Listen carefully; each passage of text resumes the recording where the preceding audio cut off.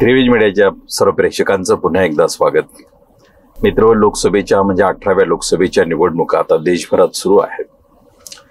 या निवडणुका यामध्ये असणाऱ्या घोषणा आणि देशामध्ये 1975 साली जी आणीबाणी घोषित झाली होती त्या आणीबाणी नंतरच्या म्हणजे 1977 मध्ये झालेल्या लोकसभा निवडणुका, या दोन्ही निवडणुकांमध्ये घोषणांचं बरंचसं साम्य आहे आणि वातावरणाचंही तेवढंच साम्य आहे।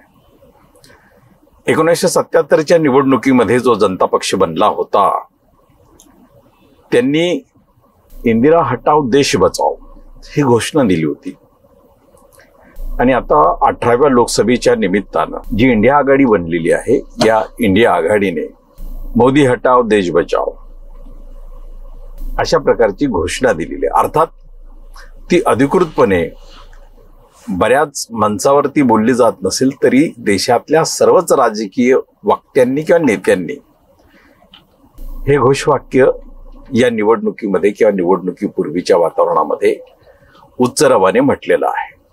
77च्या निवडणुकीमध्ये जी पार्श्वभूमी होती त्यामध्ये देखील हे घोषवाक्य होतं की तुम्हाला लोकशाही हवी की हुकुमशाही।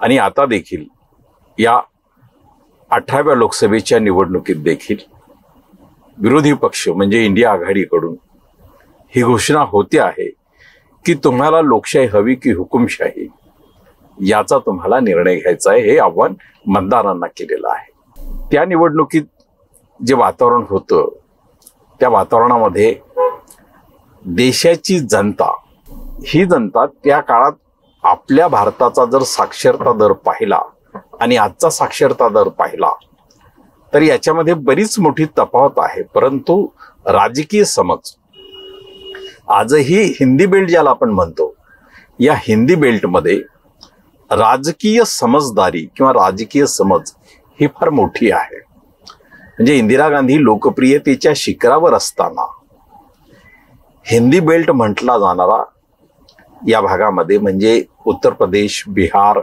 हिमाचल प्रदेश, हरियाणा या राज्यातून इंदिरा गांधींच्या पक्षाला एक सिंगल जागा देखील मिळालेली नव्हती। आणि या राज्यांमधून म्हणजे उत्तर प्रदेश सारख्या राज्यामध्ये तेव्हा उत्तराखंड आणि उत्तर प्रदेश एकत्र होतं आणि 85 जागा लोकसभेच्या होत्या। 85च्या 85 या सर्व जागा लोकसभेच्या जनता पक्षानं मिळवल्या होत्या आणि एकही जागा इंदिरा गांधी यांच्या राष्ट्रीय काँग्रेसला मिळाली नव्हती। म्हणजे उत्तर भारतातला हिंदी प्रदेशमध्ये त्यांचा पक्ष अगदी भुईसपाट झाला होता।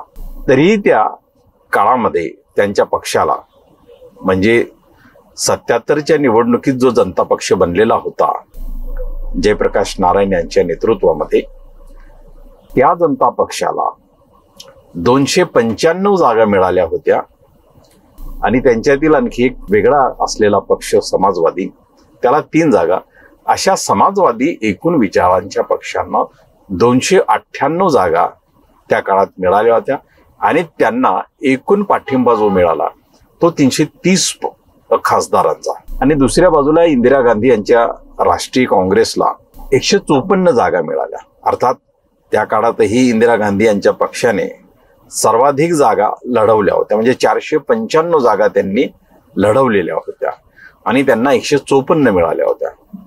तर सत्तेमध्ये जे आले जनता पक्ष यांनी जवळपास 405 जागा लढवल्या होत्या आणि त्यांना 295 आणि एकूण अलायन्स त्यांची जर पाहिली तर 330 अशा जागा मिळाल्या होत्या। तर या जागांमध्ये महाराष्ट्राची जर स्थिती पाहिली तर महाराष्ट्रामध्ये जवळजवळ निम्मे निम्मे असं वातावरण होतं।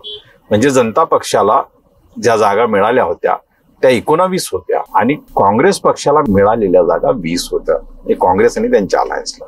म्हणजे त्या काळातही महाराष्ट्राने इंदिरा गांधी यांच्या राष्ट्रीय काँग्रेसची 50% किंवा 50% जास्त म्हणजे 19 विरुद्ध 20 अशी ही संख्या होती आणि त्यामुळे महाराष्ट्राने परिणाम दिलेले होते। आज लोकसभेच्या निवडणुकांमध्ये घोषणा समान आहेत। 77च्या निवडणुकीच्या आणि आज 2024च्या लोकसभा निवडणुकीच्या घोषणा समान आहेत, पण तरीही विरोधी पक्ष किंवा सत्ताधारी पक्ष यापैकी कोणालाही आपल्या विजयाचा आजही विश्वास वाटत नाही अशा वेळी नेमकी स्थिती काय या निवडणुकांची, तर हे सगळ्यांना मान्य आहे, म्हणजे सत्ताधारी पक्षांनाही आणि विरोधी पक्षांनाही, की या देशाच्या निवडणुकांमध्ये आता जनता प्रभावी झालेली आहे आणि जनतेने या निवडणुकांचे मुद्दे आपल्या हातात घेतलेले आहेत.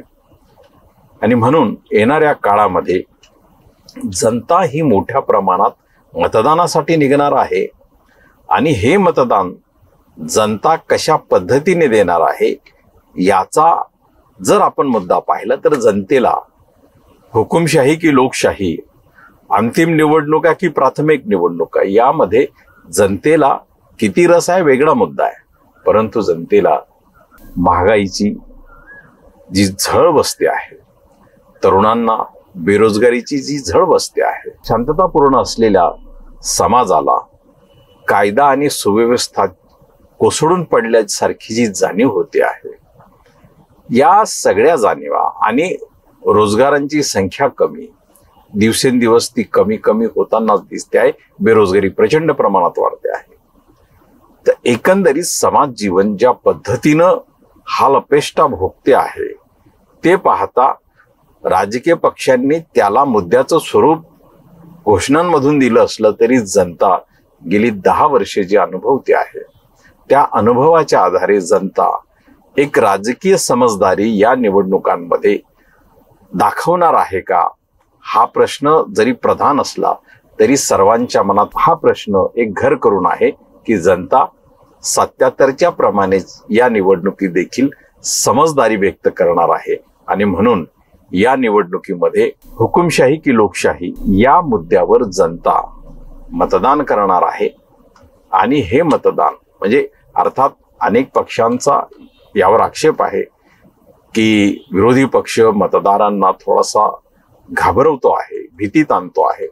त्यामुळे असं नाही, 140 कोटींच्या लोकसंख्या असलेल्या देशामध्ये तुम्हाला कोणतीही गोष्टी निर्णायक पद्धतीनं नष्ट करता येत नाही. संविधान धोक्यात आहे असं जरी म्हटलं जात असलं तरी या देशाची जी खरी शक्ती आहे, म्हणजे आजच्या सत्तेलाही जे समर्थन आहे ते 33 ते 35-37% आहे, परंतु उर्वरित 33% जनता ही सेक्युलर संविधानवादी समतावादी विचारांची आहे, हे वेळोवेळी स्पष्ट झालं आहे. त्यामुळे एवढ्या संख्येने असलेल्या जनतेला डावलून या देशामध्ये कुठलाही एक निर्णय घेणं कोणत्याही राजकीय सत्तेला शक्य नाही, हे तेवढंच सत्य आहे. परंतु तरीही या निवडणुका जनतेच्या प्रश्नावर अतिशय महत्वपूर्ण ठरणार असल्यामुळे 77 आणि 2024 या निवडणुकांमध्ये फारसं फरक नाही. आणि त्यामुळे याच्या निकालांमध्येही तशाच पद्धतीनं म्हणजे सत्ताधारी विरोधी दल हा जो निकाल 77 मध्ये लागला होता तशाच पद्धतीचा निकाल 2024च्या लोकसभा निवडणुकीचाही येईल असा विश्वास समाज व्यवस्थेतील अनेक जाणकार व्यक्त करत आहेत. आणि म्हणून आजच्या या व्हिडिओमध्ये या 2 लोकसभा निवडणुकींची एकूण साम्य परिस्थिती आपण या ठिकाणी वर्णन केलेली आहे. तुम्ही हा व्हिडिओ पाहिला, आवडला तर तो निश्चित शेअर करा आणि आमचं हे चॅनल सबस्क्राईब करायलाही मात्र विसरू नका. धन्यवाद तुम्ही ऐकून घेतल्याबद्दल.